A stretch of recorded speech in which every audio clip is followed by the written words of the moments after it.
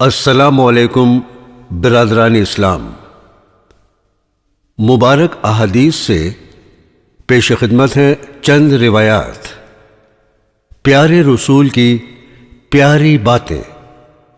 ایک، ابو ہریرہ رضی اللہ تعالی عنہ سے روایت ہے کہ رسول مقبول صلی اللہ تعالی علیہ وسلم نے فرمایا کہ اللہ تعالی تمہارے جسموں اور صورتوں کو نہیں دیکھتا بلکہ اس کی نظر تو تمہارے دلوں پر ہے۔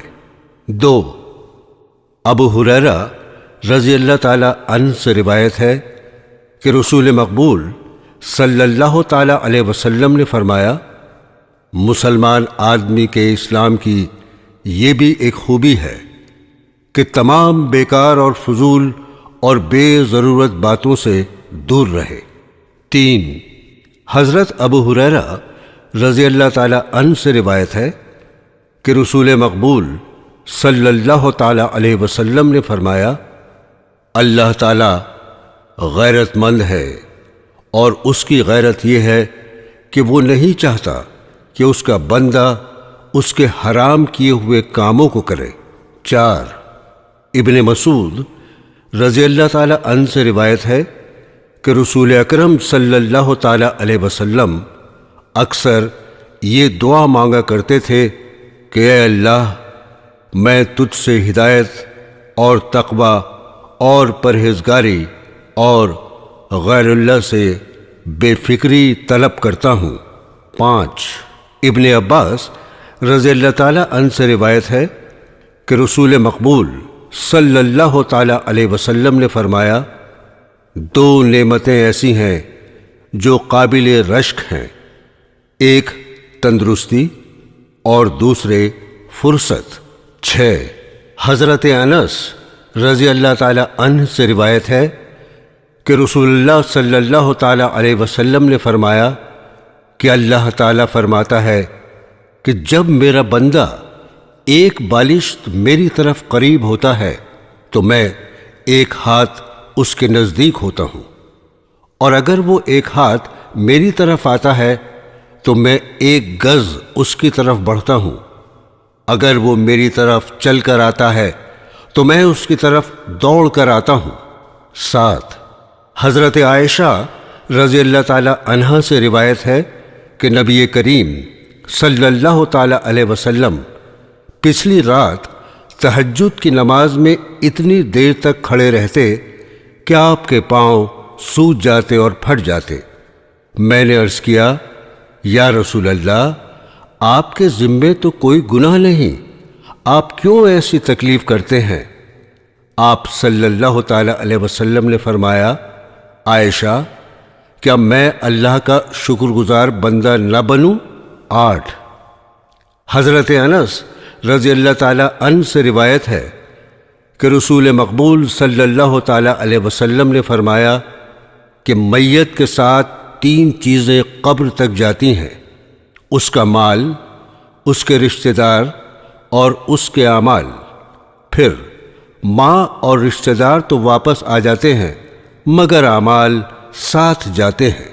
نو، ابو ہریرہ رضی اللہ تعالی عنہ سے روایت ہے کہ رسول اکرم صلی اللہ تعالی علیہ وسلم نے فرمایا، بہادر وہ نہیں جو کشتی میں دوسروں کو پچھاڑ دے، بلکہ اصل بہادر تو وہ ہے جو غصے کے وقت اپنے نفس پر قابو رکھے۔ 10، ابو ہریرہ رضی اللہ تعالی عنہ سے ہی ایک روایت ہے کہ ایک شخص نے رسول مقبول صلی اللہ تعالی علیہ وسلم سے عرض کیا کہ مجھے کوئی نصیحت فرمائیے۔ آپ صلی اللہ تعالی علیہ وسلم نے فرمایا، غصہ مت ہوا کر۔ اس شخص نے کہا، کچھ اور نصیحت فرمائیے۔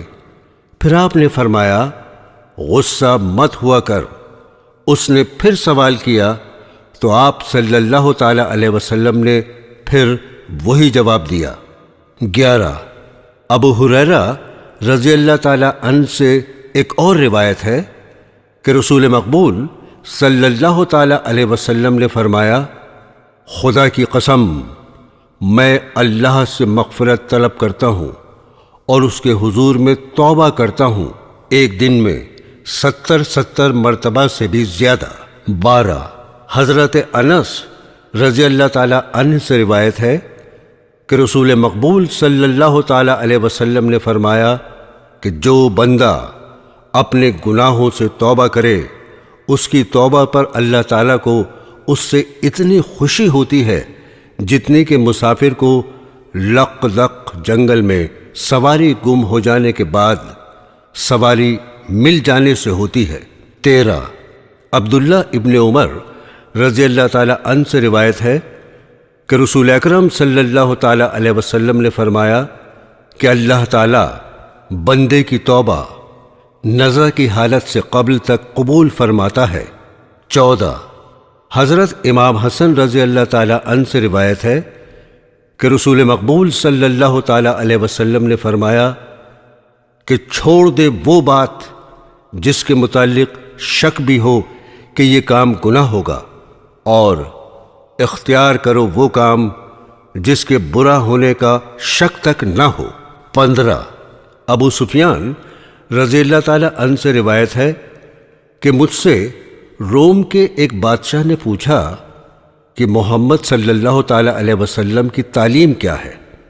تو میں نے کہا ان کی تعلیم یہ ہے کہ لوگوں صرف اللہ کی پرستش کرو، اس کے ساتھ کسی کو شریک نہ کرو، اور تمام وہ بری باتیں چھوڑ دو جو تمہارے بڑے کرتے تھے، نمازیں پڑھو، سچ بولو، صدقہ و خیرات دو، پاک دامنی اختیار کرو، اور رشتہ داروں کے ساتھ نیک سلوک کرو۔ 16 ابو سعید خدری رضی اللہ تعالی عنہ سے روایت ہے کہ ایک دفعہ مدینہ کے رہنے والوں میں سے چند اشخاص نے حضرت رسول پاک صلی اللہ تعالی علیہ وسلم سے اپنی ضروریات مانگنی شروع کی۔ آپ دیتے گئے، یہاں تک کہ جو کچھ حضرت کے پاس تھا سب خرچ ہو گیا، تو فرمایا